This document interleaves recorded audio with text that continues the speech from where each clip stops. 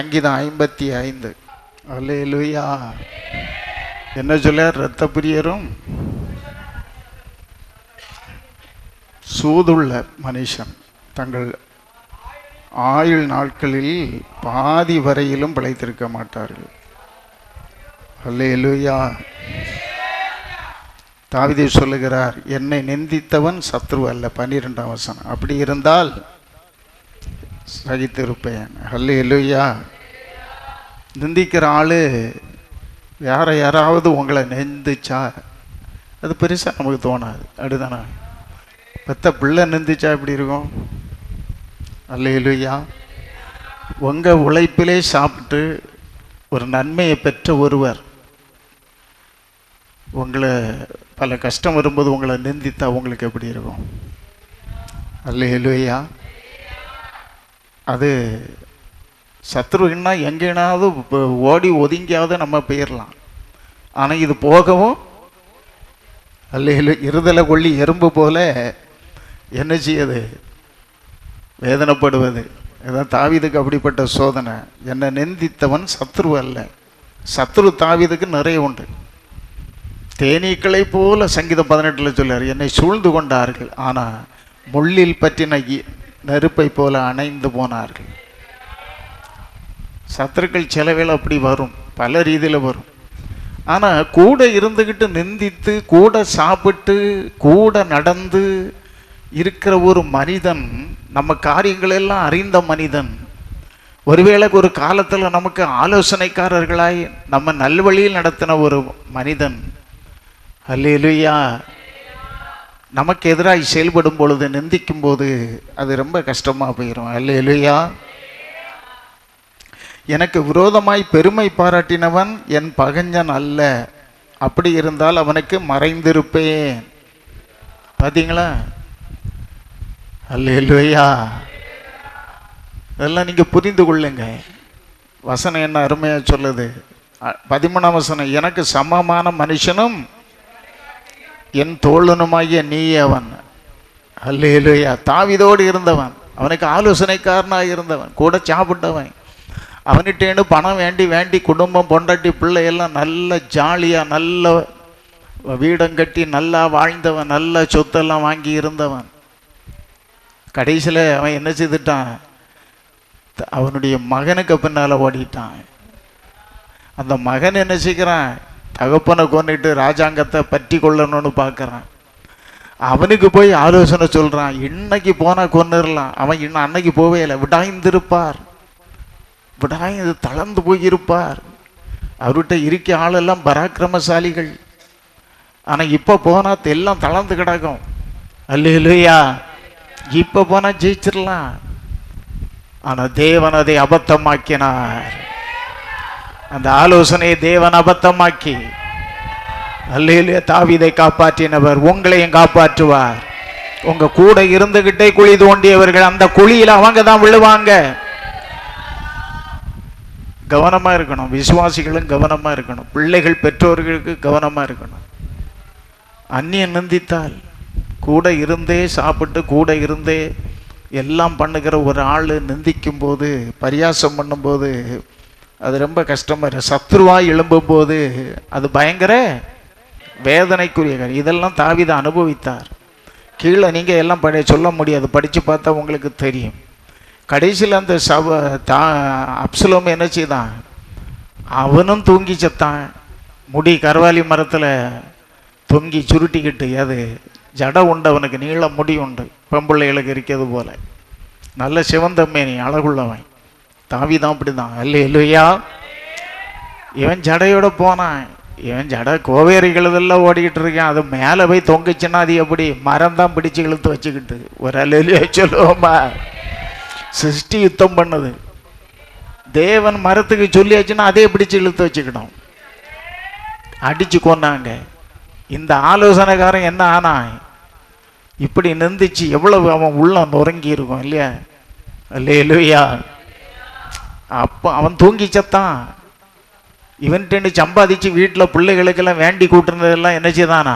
வீட்டு காரியத்தை எல்லாம் ஒழுங்குபடுத்தி, உனக்கு அந்த சொத்து, உனக்கு இந்த வீடு, உனக்கு அந்த இது எல்லாம் ஒழுங்குபடுத்திக்கிட்டு தான் செத்துருக்கான். யூதாஸ் என்ன செய்தான்? கூட இருந்துகிட்டே என்ன செய்தான்? முத்தம் செய்து காட்டி கொடுத்தான். முத்தம், ரொம்ப முத்தம் பண்ணி ரொம்ப பாசம் போல காட்டியங்களை நம்பாதுங்க. உங்க தவறை யாரு கடிந்து கொள்ளுகிறார்களோ அவங்க தான் உண்மையான அன்புள்ளவங்க, நண்பர்கள். உங்களை பலதை சொல்லி தவறான வழிக்கு உங்க மனம்போக்கில் விடுறவங்க எல்லாம் உங்க மேல அன்புள்ள ஆள் அல்ல, கரிசனை உள்ள ஆள் அல்ல. நல்லா புரிஞ்சுக்கணுங்க. யார் உங்க குறைகளை, தவறு, நீ இதை செய்யாதேன்னு ஒருத்தர் சொல்லுவார்களா, நீ இப்படி பேசாதேன்னு சொல்லுவார்களா, அவங்க தான் உண்மையானவர்கள். பெற்றோரும் சரி தான், பிள்ளைகளை கண்டிக்கிறாங்களா, அவங்க தான் உண்மையா அன்பு கூறுகிற பெற்றோர். ஏன்னா அந்த கண்டிப்பில் நீ கீழ்ப்படிந்து வாழ்ந்தால் நீ வளரும்போது நல்லா இருப்ப. ஆனா அல்லாம போன பிள்ளைகள் எல்லாம் எப்படியோ போகுது. அல்லேலூயா. அதனால் நல்லா புரிந்து கொள்ளுங்க. அவர் இந்த மாதிரிப்பட்ட சோதனையில் அவர் அழுகிறார். ஆனால் அவர் சத்துருக்களை எல்லாம் தேவன் முறியடித்தார். அதில் 17ஆம் வசனம் சொல்லுகிறது, அந்தி சந்தி மத்தியான வேளைகளிலும் நான் தியானம் பண்ணி முறையிடுவேன், என் சத்தத்தை கேட்பார். 1ஆம் வசனம் 2ஆம் வசனத்தில் கதறுகிறார். சூழ்நிலை இப்படி, என்ன செய்யுது? ஆறுதல் அவர் தானே, தேவன் தானே. தேவனை, என் நிலைமை இது, என் ஜெபத்தை கேட்டருளும், என் விண்ணப்பத்திற்கு இப்போ மறைந்துடாது. என் சூழ்நிலை அப்படி இருக்கு, இப்போ ஜெபத்தை கேட்டு எனக்கு உதவி செய்யலைன்னா என் பாடம் அம்போதான்.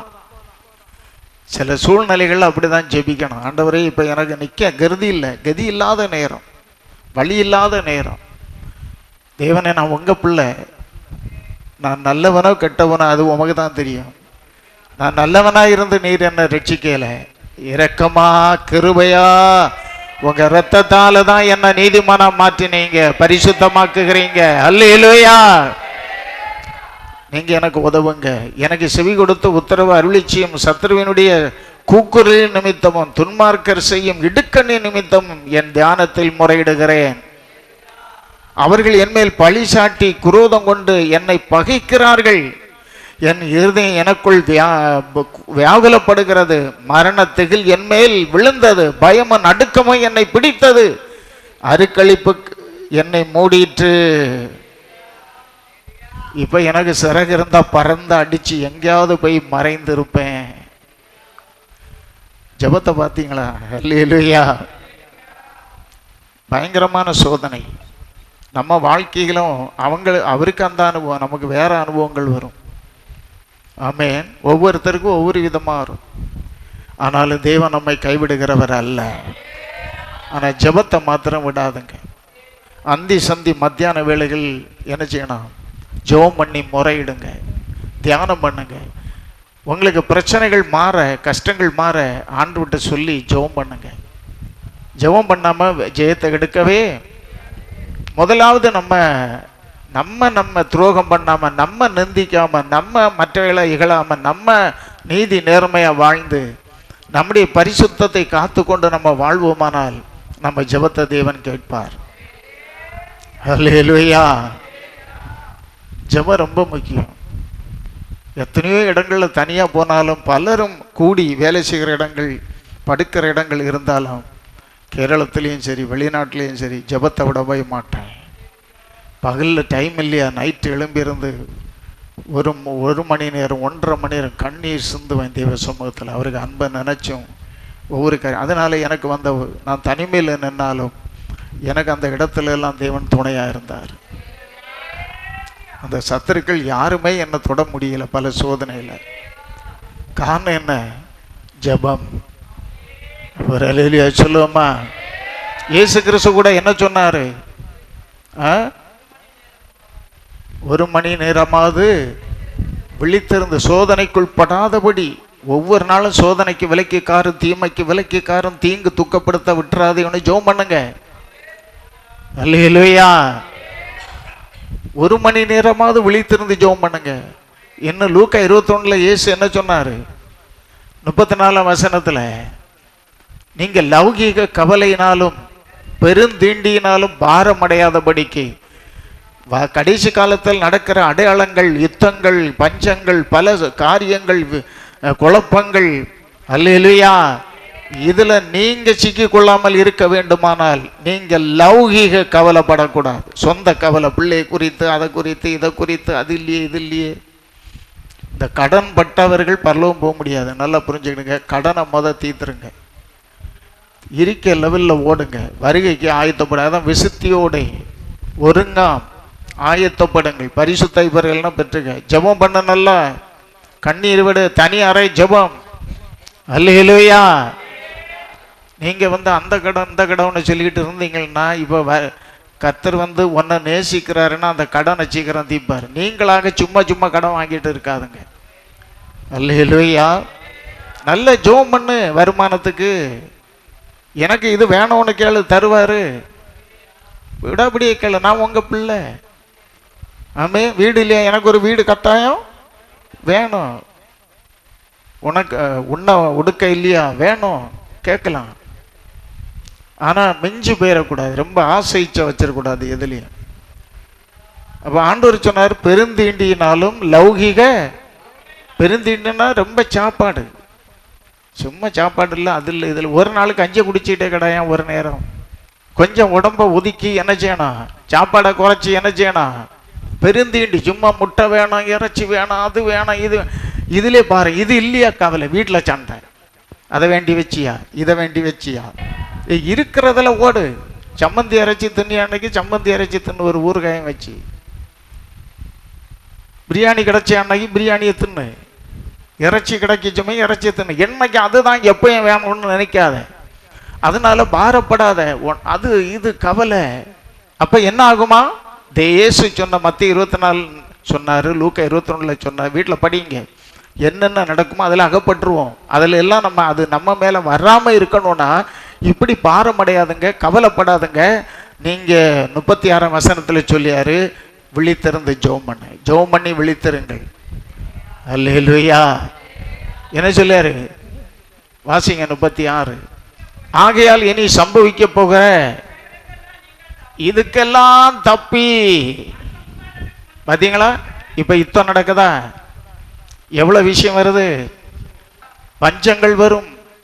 யுத்தம் விரிவானா அடுத்தது என்ன வரும்னு தெரியாது. ரூபாயை வாரி போட்டாலும் தின்னக்கு அப்படி பைபிள்ல இருக்குது. பணம் நிறைய இருக்கும், வாங்கி தின்ன முடியாது. அந்த நாள் வருது. அந்த நாளுக்கு முன்ன நீயும் நானும் வருகையில போயிடணும். ஜெபம் ரொம்ப முக்கியம். அந்த நாள் நம்மையில வந்து பலிக்காம இருக்க டெய்லி விழித்திருந்து ஜெபம் பண்ணுங்க. அது மாத்திரம் இல்ல, மனுஷகுமாரன் அந்த இடையில வந்துருவாரு. அதுதான் அந்த வசனத்துக்கு இடையில எழுதப்பட்டு. இதெல்லாம் நடக்கும்போது இதெல்லாம் உங்க மேல வரக்கூடாது. அப்ப இதெல்லாம் தொடர்ந்து அங்கங்கே வந்து நெருங்கும். அப்படி வரும்போது மனுஷகுமாரன் வந்துருவாரு தம்முடைய பிள்ளைகளை எடுக்க. அப்ப அவருக்கு முன்னால நிற்கும்படி தகுதி உள்ளவர்களாகும்படி தகுதியா நடந்துகிடுங்க, தாழ்மையா நடந்துகிடுங்க, உங்களை ஆயத்தப்படுத்தி கொள்ளுங்க. எப்பொழுதும் விழித்திருங்கள். இந்த சோதனை, இப்படிப்பட்ட காரியங்கள், கலகங்கள், சண்டைகள், சும்மா நம்ம கவலைப்பட்டுட்டு கிடந்தா திடீர்னு ஒரு குண்டு வந்து விழுந்தன்னா சொல்லுங்க. திடீர்னு ஒரு குண்டு வந்து உங்க பக்கத்துலயே அப்படி விழுந்து எரிஞ்சு நான் செத்து போறாவே இல்லையா? திடீர்னு இருந்த இடத்துல திடீர்னு போறாவே நினைச்சு பார்த்தது உண்டா? ஒரு ஸ்கூல்ல விழுந்த 150 பிள்ளைகள்கிட்ட செத்துது ஈராக்கில். அது நினைச்சு பார்த்ததா? சொல்லுங்க. நம்ம எல்லாமோ நிம்மதனமா இருக்கிறோம். காலம் சமீபம். ஜெபம் பண்ணுங்க. அல்லேலூயா. சபை கூடி வரதுல விடாத. நேரம் கிடைக்கும் போதெல்லாம் வந்து ஜெபம் பண்ணு. தனியா வந்திருந்து ஜெபம் பண்ணு. 2 பேரை சேர்ந்து ஜெபம் பண்ணு. வீட்டில் ஜெபம் பண்ணு. அல்லேலூயா. சும்மா கவலைப்பட்டுக்கிட்டு அது நடக்கும். ஒன்ன ஆயத்தப்படுத்திக்கொள். அதான் சொல்லாரு. பிரச்சனை எல்லாம் என்ன செய்யுங்க? சங்கீதம் 55:22 கர்த்தர் மேல் உன் பாரத்தை அவர் உன்னை நீதிமானை ஒருபோதும் தள்ளாட விடார். கால்கள் தள்ளாட விட மாட்டார். காக்கும் தேவன் உறங்க மாட்டார். கால்கள் தள்ளாட விட மாட்டார். இஸ்ரவேலை காக்கின்றவர் என்னாலும் தூங்க மாட்டார். இஸ்ரவேலை என்னாலும் தூங்க மாட்டார். உதவி வரும் கண்மலை நோக்கி பார்க்கின்றே. வானமும் மையமும் படைத்தவரே அல்லேலூயா. அப்ப என்ன செய்யணும்? விழித்திருந்து ஜெபம் பண்ணுங்க, விழிப்புணர்வா இருங்க, ஜெபம் பண்ணி விழித்திருங்க. அல்லேலூயா. தேவ பிள்ளைகள் இதில் உண்மையா எனக்கு அந்த டென்ஷன் இந்த டென்ஷன் அதெல்லாம் பட்டுக்கிட்டு இருக்காது. உன் கடமையமா ஃப்ரீயாயிரு, உன்னை ஃப்ரீயா நீ இரு, எப்போ வந்தாலும் பறந்து போறதுக்கு. சொல்லி புரியுதா? இருதயத்தை பாரமா வைக்காத, ஃப்ரீயா வை. தெய்வ அன்பில் நிரப்பு. யாரை குறித்தும் கவலையும் வேண்டாம். அல்லேலூயா. பொறாமையும் வேண்டாம். தூட்டிவி தூட்டட்டு, பேசியே பேசட்டு, சொல்லி அதை கேட்டு நட. நல்லதை சொல்லும்போது ஏற்றுக்கொண்டு கேட்டு நடையுங்க. ஆயத்தமாக இருங்க, ஃப்ரீயாக வச்சுக்கிடுங்க. உங்களை நீங்கள் ஃப்ரீயாக வச்சுக்கிடுங்க. ஆவில் நிரம்பி இருங்க, அனலாயிரு. அப்போ தான் மறுபடைய முடியும். ரூபாந்தரம் பிராபிக்கும் சேரும் நாம் வேகத்தில் என்ப வீடதில் காணும் நாம் அந்நாளில் பிரியன் இயேசுவை. அல்லேலூயா. சான்சைல எல்லாம் வரும். ரூபாந்தரம் அப்படின்னா மறுரூபம் அடையும்.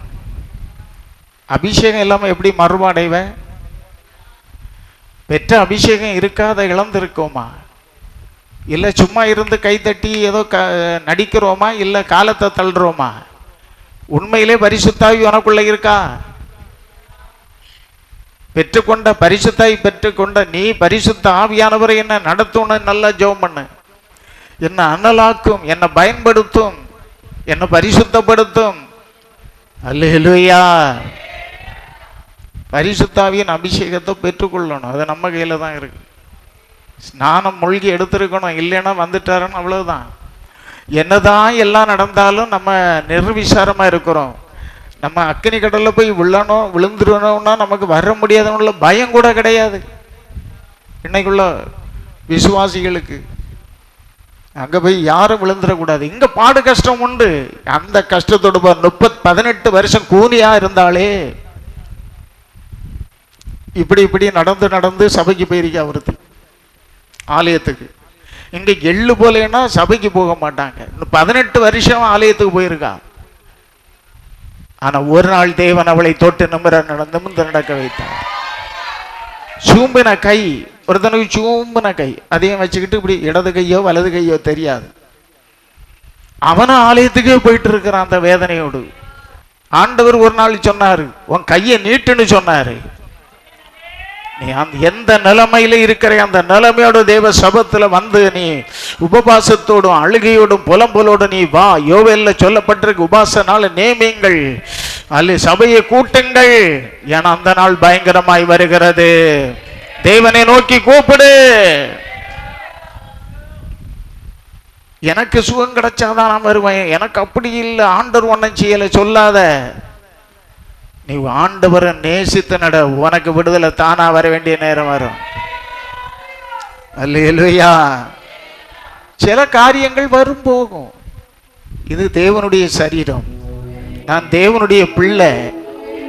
அவருக்கு சித்தம் இல்லாம எனக்கு எதுவும் வராது. நீதியா வாழுங்க, நேர்மையா வாழுங்க. அவர் காலை தள்ளாட விடார். பாரத்தை எல்லாம் அவர்கிட்ட வச்சிரு. சும்மா கிடந்துக்கிட்டு வேதனைப்பட்டு காரியம் இல்லை. பிள்ளை படிச்சே இல்லையா? படிச்சான்டா. நீ செய்ய வேண்டிய கடமையை செய்த, நாளை சொல்லாது இல்லையா என்ன படிச்ச விட இல்லைன்னு. அதுக்கு வாழ்க்கையை அது செம்மையா படிச்சு காப்பாத்த இல்லையா? அது வேணா வீட்டு வேலைக்கு போட்டு, இல்லைன்னா கொத்தனு கையாளா போட்டு. நீ ஏன் கிடந்து சாவிய? ராத்திரி உறக்கம் இல்லை, அதையே நினைச்சுக்கிட்டு இப்படியெல்லாம் பாரப்படாதுங்க. நீங்க எவ்வளவு கஷ்டப்பட்டு நீங்க வாழ்றீங்க, அந்த கஷ்டம் பிள்ளைகளும் கொஞ்சம் அனுபவிக்கிட்டு. ஆமே, சரிதான் நினைக்கலங்க. படிச்ச வச்ச வேண்டியது கடமை. வேணா படி, இல்லைன்னா போ.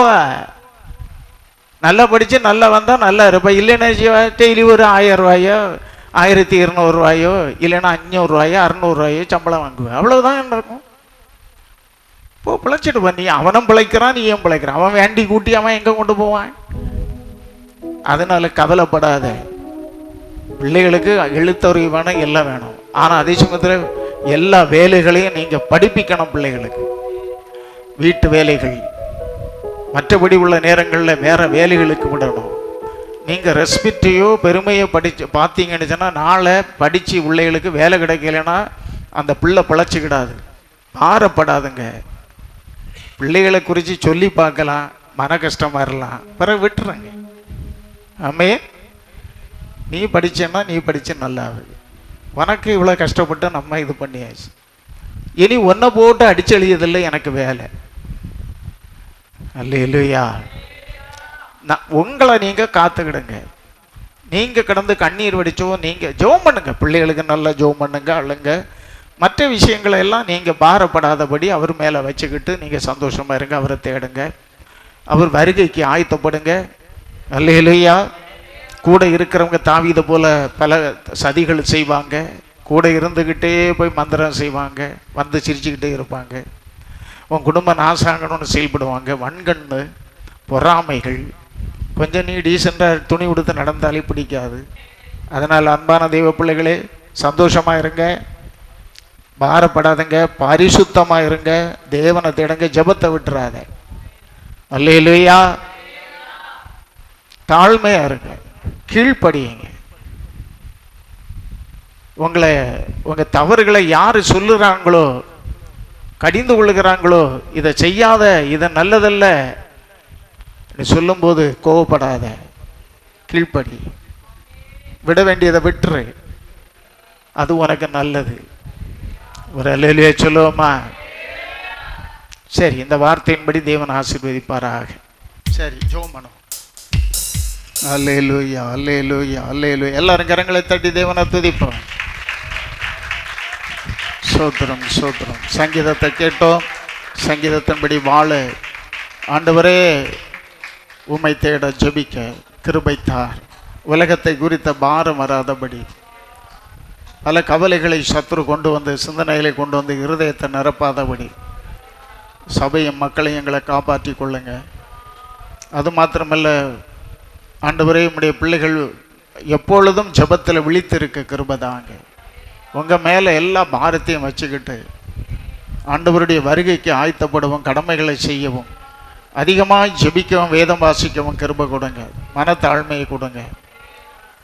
நேரப்படி நடத்த போவதற்கு நன்றி.